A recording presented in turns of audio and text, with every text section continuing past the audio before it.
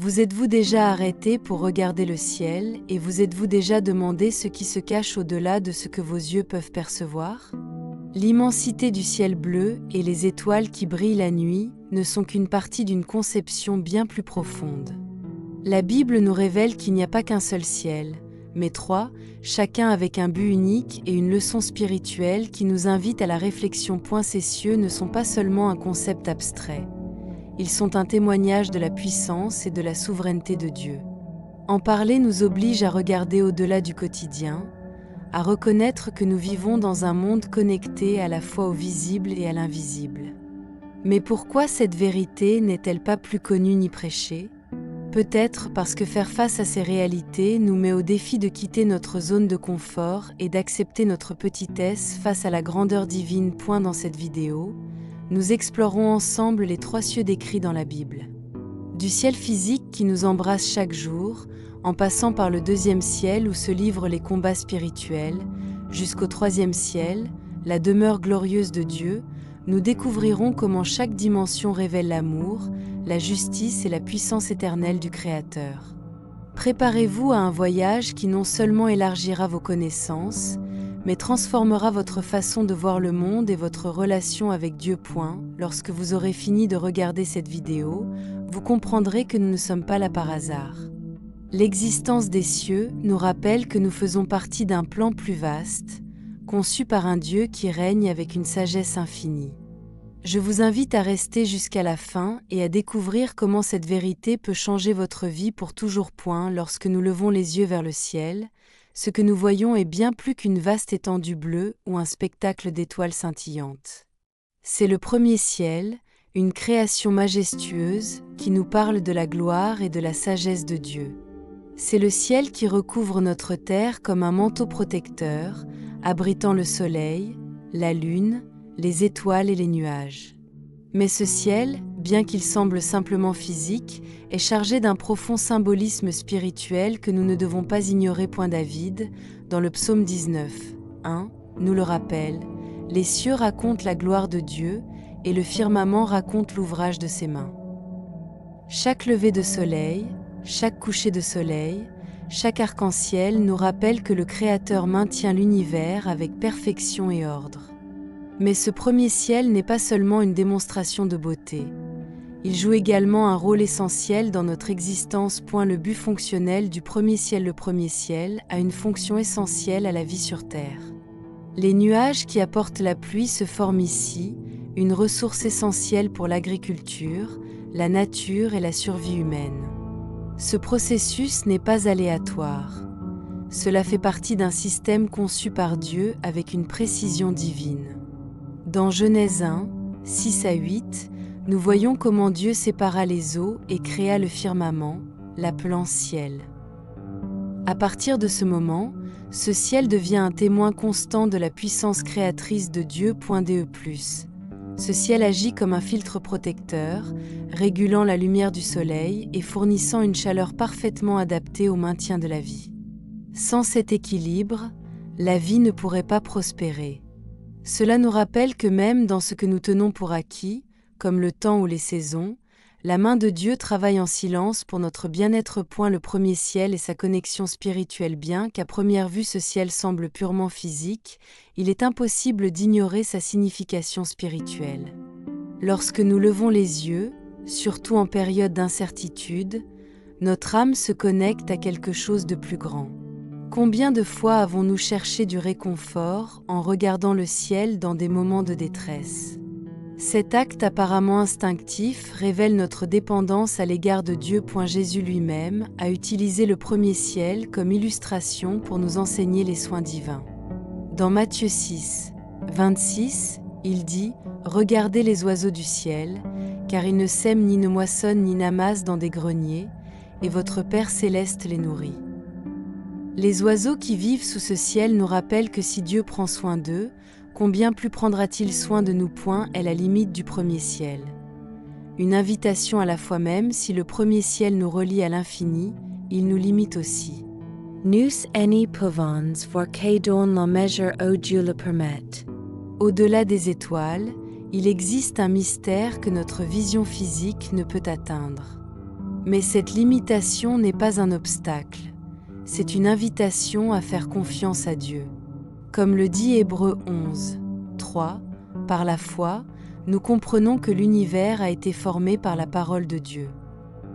Le premier ciel, dans toute sa magnificence, nous appelle à contempler non seulement le visible, mais aussi l'invisible. Le message silencieux du premier ciel. Chaque aspect de ce paradis a un dessein divin. Le soleil qui nous réchauffe, la pluie qui rafraîchit la terre et le vent qui souffle sont des messages silencieux d'un Dieu présent dans chaque détail de notre existence.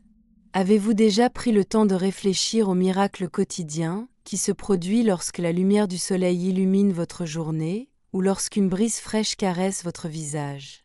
Ces moments, bien que quotidiens, rappellent que Dieu est actif dans sa création. Et la prochaine fois que vous regarderez le ciel, faites une pause.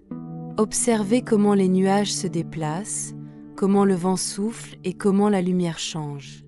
Tout cela est une œuvre vivante qui reflète l'amour de Dieu pour vous.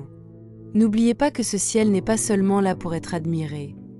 Il est là pour vous rappeler que vous n'êtes pas seul et que le Créateur de l'univers s'occupe de votre vie avec la même attention qu'il maintient les étoiles en place. Le deuxième ciel est une réalité que nous ne pouvons pas voir, mais dont nous ressentons constamment l'influence.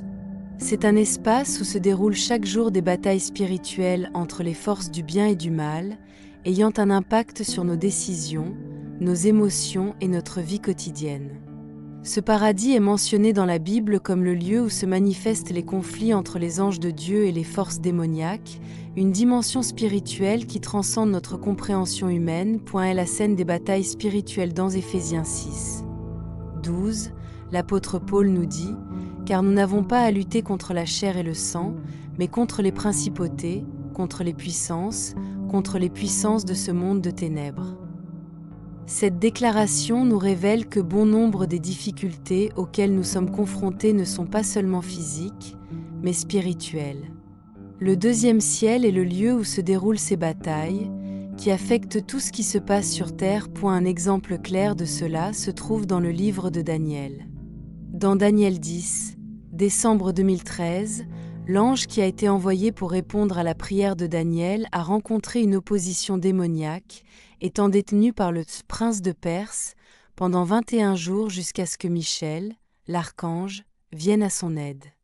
Ce passage nous montre non seulement que nos prières ont un impact dans cette dimension, mais nous rappelle également que les réponses de Dieu peuvent être retardées en raison de ces batailles invisibles. L'impact du deuxième ciel sur notre quotidien même, si nous ne le voyons pas, ce ciel influence directement nos émotions, nos pensées et nos décisions. Chaque tentation à laquelle nous sommes confrontés, chaque moment de doute ou chaque lutte interne a des racines qui s'étendent dans ce domaine spirituel. Ce n'est pas seulement un concept théologique, mais une réalité qui affecte nos relations, nos objectifs et notre connexion avec Dieu. C'est pourquoi Paul nous exhorte à revêtir l'armure de Dieu. Prenez donc toutes les armes de Dieu, afin que vous puissiez résister au jour du malheur. Éphésiens 6, 13. Cela inclut la foi, la prière, la parole de Dieu et la justice, qui sont nos armes dans ce combat spirituel. Le pouvoir de la prière au deuxième ciel est l'une des armes les plus puissantes dont nous disposons dans cette dimension est la prière. Lorsque nous prions, nous ne parlons pas seulement à Dieu. Nous renforçons également les forces célestes qui combattent en notre nom. Jésus l'a clairement démontré lorsqu'il dit à Pierre dans Luc 22, 31-32, « Simon, Simon, Satan t'a demandé de te cribler comme le blé, mais j'ai prié pour toi, afin que ta foi ne défaille pas. » La prière ne touche pas seulement le cœur de Dieu, il libère également sa puissance dans les cieux. Chaque fois que nous prions, nous participons activement à cette bataille. C'est comme lancer une flèche sur le champ de bataille spirituel, aidant à ouvrir des chemins et à démolir les forteresses que l'ennemi a construites. Est la vigilance spirituelle. Un besoin constant. Le deuxième ciel nous rappelle également l'importance d'être spirituellement alerte. Ignorer cette réalité peut nous rendre vulnérables aux attaques ennemies. Jésus nous en a avertis dans Matthieu 26, 41, « Veillez et priez, afin que vous ne tombiez pas en tentation. » La vigilance spirituelle n'est pas facultative. Il est essentiel de résister aux attaques de l'adversaire. Romains 8. 37 nous donne une promesse puissante. Dans toutes ces choses, nous sommes plus que vainqueurs grâce à celui qui nous a aimés. Même si l'ennemi agit dans l'ombre, les enfants de Dieu ne combattent pas seuls. Les anges de Dieu se battent constamment au nom de ceux qui ont confiance en lui, et leur victoire est garantie parce que Dieu ne perd jamais le contrôle. Comment vivre avec conscience du deuxième ciel? La prochaine fois que vous ferez face à des défis spirituels, rappelez-vous que votre combat n'est pas contre la chair et le sang. Lorsque vous ressentez de la tentation, de la peur ou du découragement, rappelez-vous que vous n'êtes pas seul dans cette bataille. Réfugiez-vous dans la parole, invoquez le nom de Jésus dans la prière et faites confiance à la puissance du Saint-Esprit pour vaincre. Le deuxième ciel, bien qu'invisible, est une dimension cruciale pour comprendre notre vie de croyant. Cela nous appelle à vivre avec foi, prière et espérance, sachant que la victoire a déjà été remportée en Christ. Le troisième ciel est le lieu le plus glorieux que nous puissions imaginer, la demeure de Dieu, où règne la perfection absolue.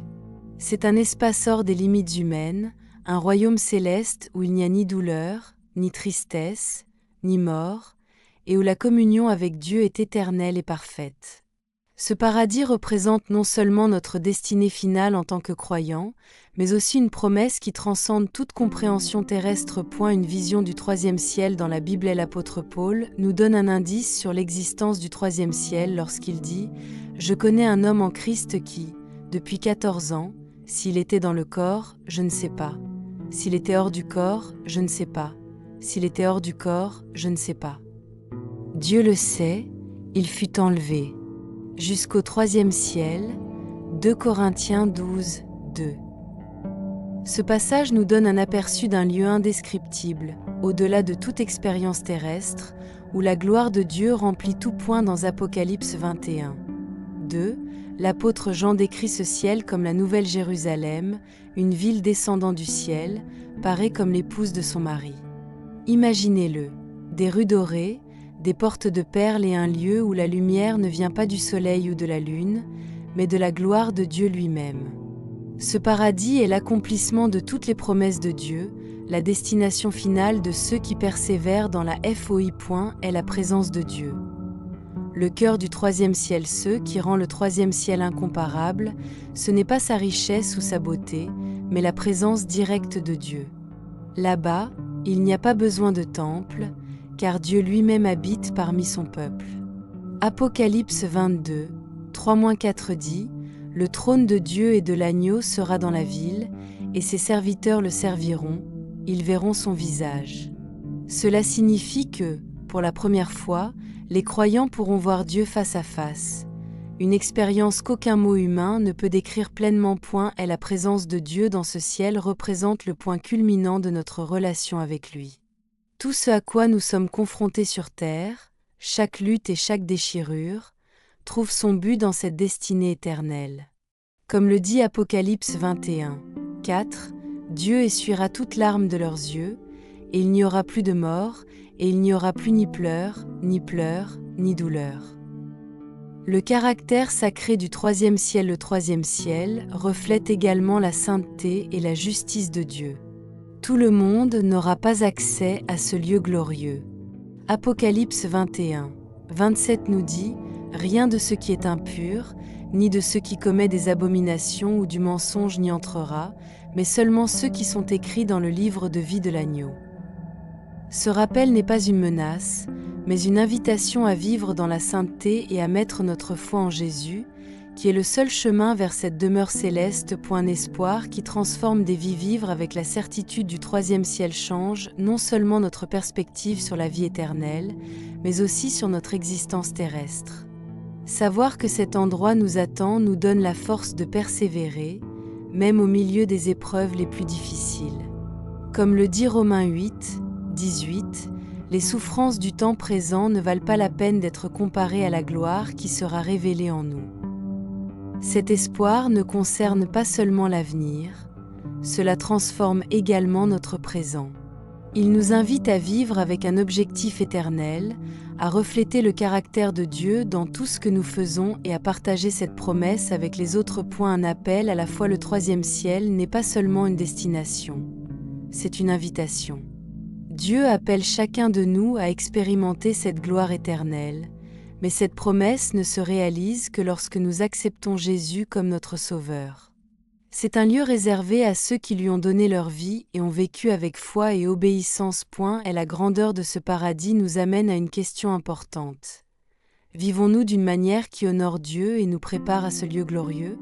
C'est le plus grand appel que nous puissions recevoir. Vivre avec les yeux fixés sur les choses d'en haut et non sur les choses terrestres. Colossiens 3, 2. Le troisième ciel, plus qu'une destination, une inspiration au quotidien. En réfléchissant au troisième ciel, rappelons-nous qu'il ne s'agit pas seulement d'un lieu futur, mais d'une réalité qui devrait inspirer chaque instant de notre vie. Cela nous rappelle que tout ce à quoi nous sommes confrontés sur cette terre a un but, et que notre destinée finale est remplie d'une gloire au-delà de tout ce que nous pouvons imaginer. Parler des trois cieux de la Bible demande du courage. Ces concepts nous confrontent non seulement à de profondes réalités spirituelles, mais nous invitent également à remettre en question nos priorités et notre façon de vivre. Malgré sa pertinence, ce sujet est rarement prêché ou discuté en profondeur, et les raisons qui le sous-tendent reflètent à la fois le contexte culturel et les luttes spirituelles auxquelles nous sommes confrontés en tant qu'humanité. Matérialisme et déconnexion spirituelle. Nous vivons à une époque dominée par le matérialisme. Le monde moderne a tendance à se concentrer sur le tangible, ce qui peut être vu, touché ou mesuré. Dans ce contexte, les messages spirituels sur les dimensions invisibles, tels que le deuxième et le troisième ciel, semblent pour beaucoup sans importance. La société valorise le plaisir immédiat, la réussite professionnelle et l'accumulation de biens matériels, laissant peu de place à la réflexion sur l'éternel. Même au sein des églises, on a tendance à donner la priorité à des sujets pratiques, tels que le développement personnel ou le bien-être émotionnel, plutôt que de se plonger dans les réalités spirituelles décrites dans la Bible. Cependant, ce faisant, nous risquons de perdre de vue ce qui est le plus important, la nécessité de rechercher avant tout le royaume de Dieu et sa justice. Matthieu 6, 33.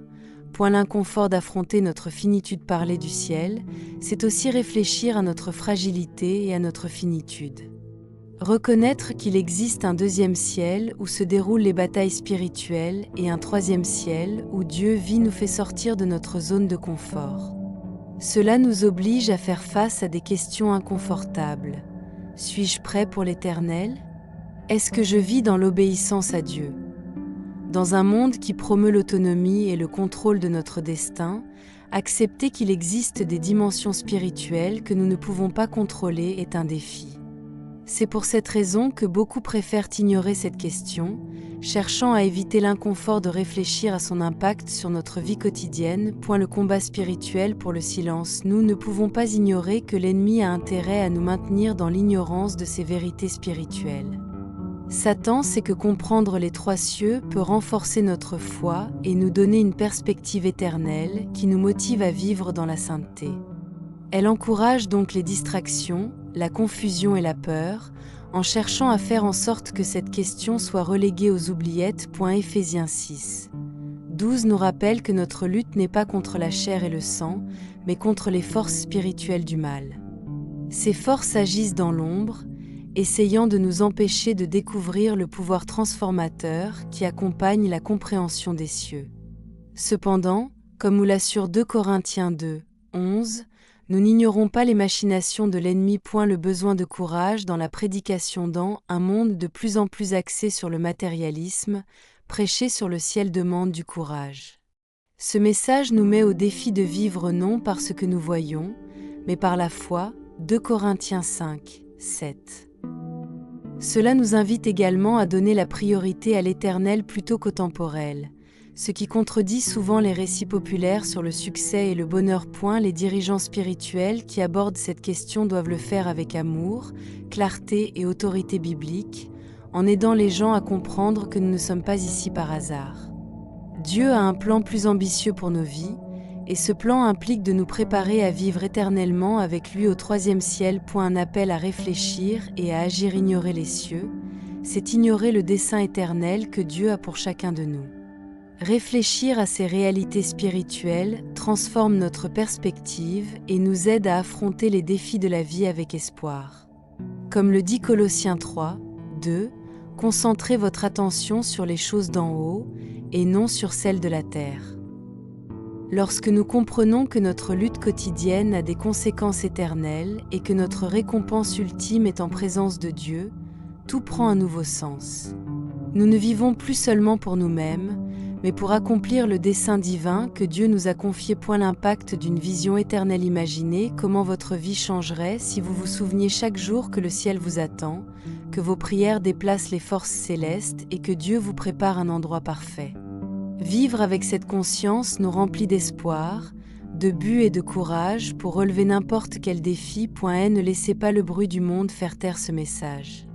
Les trois cieux ne sont pas seulement un concept théologique. Ils constituent une réalité spirituelle qui affecte nos vies ici et maintenant. Maintenant que vous avez exploré la signification des trois cieux, il y a une vérité que vous ne pouvez ignorer. Dieu a un plan plus grand pour votre vie.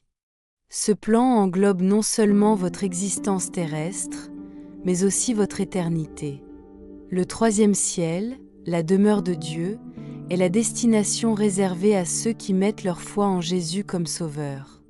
Mais cet endroit glorieux n'est pas automatique.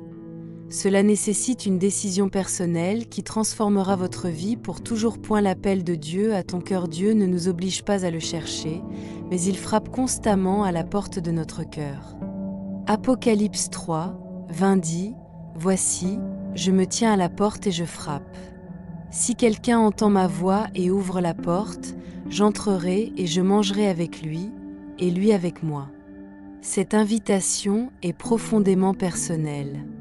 Jésus attend patiemment que vous ouvriez votre cœur pour recevoir son amour, son pardon et son salut. Cet appel ne se limite pas au moment calme.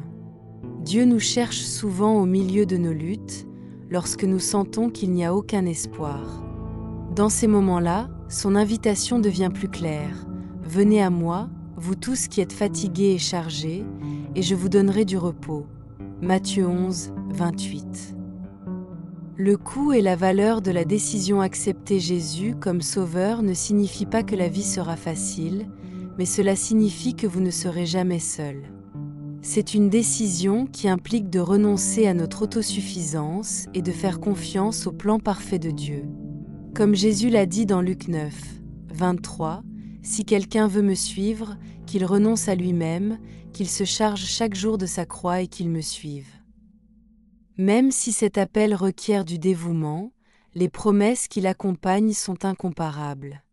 Romains 10, 13 assure, « Quiconque invoquera le nom du Seigneur sera sauvé. » Cela signifie que peu importe votre passé, votre présent ou vos erreurs, Dieu est prêt à vous pardonner et à vous donner un nouveau départ. Le pouvoir transformateur d'une vie avec Jésus. Prendre cette décision change non seulement votre destinée éternelle, mais aussi votre vie quotidienne. Lorsque vous acceptez Jésus, vous recevez la paix au milieu des tempêtes, la force dans les faiblesses et l'espérance qui ne s'effacent pas. De plus, vous faites partie d'un objectif plus vaste. Refléter l'amour de Dieu pour le monde et amener les autres à connaître cette même vérité. 2 Corinthiens 5, 17 l'explique clairement. Si quelqu'un est en Christ, il est une nouvelle création. Les vieilles choses sont décédées. Voici, ils sont tous renouvelés. C'est là le pouvoir transformateur de l'Évangile. Non seulement il nous prépare à l'éternité, mais il renouvelle également tous les aspects de notre existence terrestre. Que devez-vous faire ? Accepter Jésus comme votre sauveur est un acte simple mais profond. Tout commence par une prière sincère, dans laquelle vous confessez vos péchés, reconnaissez votre besoin de Dieu et lui donnez votre vie. Vous n'avez pas besoin de paroles parfaites. Vous avez juste besoin d'un cœur bien disposé. Et la Bible promet dans Jean 6, 37, « Celui qui vient à moi, je ne le chasserai pas. » Jésus ne rejette personne qui vient à lui. C'est votre opportunité de faire l'expérience de la liberté, de la paix et de l'amour que seul Dieu peut offrir. Un appel à l'action. Si vous êtes prêt à accepter Jésus aujourd'hui, je vous invite à prier. Parlez-lui du plus profond de votre cœur. Vous pouvez dire quelque chose comme « Seigneur Jésus, je reconnais que je suis un pécheur et que j'ai besoin de toi. Pardonne mes péchés et purifie mon cœur. Aujourd'hui, je t'accepte comme mon Seigneur et Sauveur. Guide ma vie et apprends-moi à marcher dans ta volonté. Merci pour ton amour, pour ton sacrifice sur la croix et pour m'avoir donné l'espérance de la vie éternelle avec toi. Amen. Un engagement envers un but éternel. Si vous avez déjà accepté Jésus dans votre vie, ce message est un rappel de la promesse qui vous attend. Renouvelez votre foi et permettez à votre vie de refléter l'espérance du troisième ciel. Partagez ce message avec les autres afin que davantage de personnes puissent connaître la vérité et vivre avec un but. Dites-nous depuis quelle ville vous regardez cette vidéo et partagez votre témoignage dans les commentaires. Votre histoire peut inciter les autres à se rapprocher de Dieu. Maintenant que nous avons exploré les trois cieux et leur signification, il est clair que cet enseignement n'est pas seulement une information spirituelle, mais un appel direct à nos vies. Dieu a un plan éternel pour chacun de nous, un plan qui commence par une décision, donner notre cœur à Jésus. Le troisième ciel, la demeure de Dieu, n'est pas seulement une destination. C'est une promesse réservée à ceux qui reconnaissent Jésus comme Sauveur et lui font confiance pour leur salut. L'invitation de Jésus. La Bible nous présente une image émouvante de Jésus qui nous attend patiemment. Dans Apocalypse 3, 20, il dit « Voici, je me tiens à la porte et je frappe. Si quelqu'un entend ma voix et ouvre la porte, j'entrerai et je mangerai avec lui, et lui avec moi. » Cette invitation n'est pas exclusive à certains, c'est pour tout le monde. Peu importe votre passé, vos erreurs ou vos doutes. Jésus est prêt à vous transformer, à pardonner vos péchés et à vous donner une nouvelle vie. Donner son cœur à Jésus n'est pas seulement une décision pour l'avenir. C'est une décision qui transforme votre présent. Lorsque vous reconnaissez Jésus comme votre Sauveur, votre vie prend un but éternel. Vous commencez à expérimenter la paix au milieu des tempêtes, l'espoir dans les périodes d'obscurité et la certitude que Dieu est avec vous à chaque étape du chemin. Le pouvoir d'une prière sincère. Accepter Jésus ne nécessite pas de paroles compliquées ni de cérémonies élaborées. Tout commence par une prière sincère, une conversation personnelle avec Dieu. Parlez-lui avec le cœur, en reconnaissant vos échecs et en lui confiant vos soucis, vos rêves et vos désirs. La Bible promet dans Romains 10, 13, « Quiconque invoquera le nom du Seigneur sera sauvé. » Si vous voulez prendre cette décision aujourd'hui, vous pouvez dire quelque chose comme « Seigneur Jésus, je reconnais que j'ai besoin de toi. Pardonne mes péchés et transforme ma vie. Aujourd'hui, je te donne mon cœur et je t'accepte comme mon Seigneur et Sauveur. Guide-moi sur le chemin qui mène à ta présence éternelle. Amen. La certitude du salut. Une fois que vous aurez franchi cette étape, vous pouvez être sûr que Dieu vous accueille à bras ouverts. Dans Jean 6, 37, Jésus assure « Tout ce que le Père me donne viendra à moi, et je ne rejetterai personne qui vient à moi. » Il ne vous rejettera pas, peu importe à quel point vous vous sentez éloigné de lui. C'est le début d'une nouvelle vie, une vie guidée par la foi, où le troisième ciel cesse d'être un concept lointain et devient votre destin assuré. Cette décision change pour toujours votre perspective, votre objectif et votre relation avec Dieu. Un appel aux croyants. Si vous avez déjà accepté Jésus comme votre Sauveur, ce message est un rappel de l'espoir et du but éternel que vous avez. Chaque jour est une opportunité de vivre d'une manière qui reflète l'amour et la sainteté de Dieu.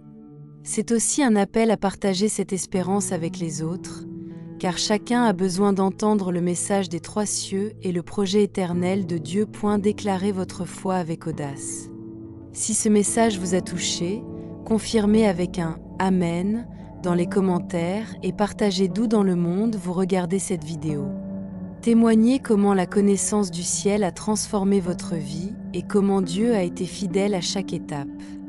Une clôture pleine d'espoir. Les 3 cieux sont bien plus qu'un thème intéressant dans la Bible. Ils sont une invitation à vivre les yeux tournés vers l'éternité. Chaque dimension nous parle de la puissance, de la justice et de l'amour infini de Dieu. Alors que nous poursuivons notre voyage sur terre, rappelons-nous que le ciel nous attend, un lieu où la gloire de Dieu remplit tout et où la communion avec lui sera parfaite. Puisse ce message vous inciter à rechercher davantage Dieu, à vivre dans la sainteté et à partager cette vérité avec les autres. Parce que lorsque vous comprendrez la véritable signification des cieux, votre vie ne sera plus jamais la même. Si vous avez accepté Jésus aujourd'hui ou si vous vous sentez inspiré par ce message, faites-le nous savoir dans les commentaires.